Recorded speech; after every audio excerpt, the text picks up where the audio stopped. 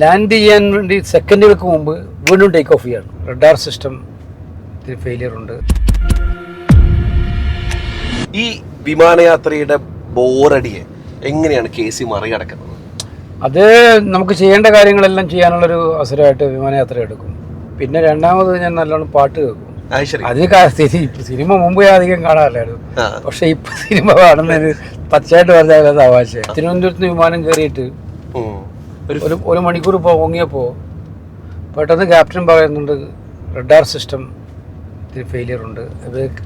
അത് ക്ലൈമറ്റിനെ കൺട്രോൾ ചെയ്യുന്നത്. അതുകൊണ്ട് ലാൻഡ് ചെയ്യാൻ പോവാണ്.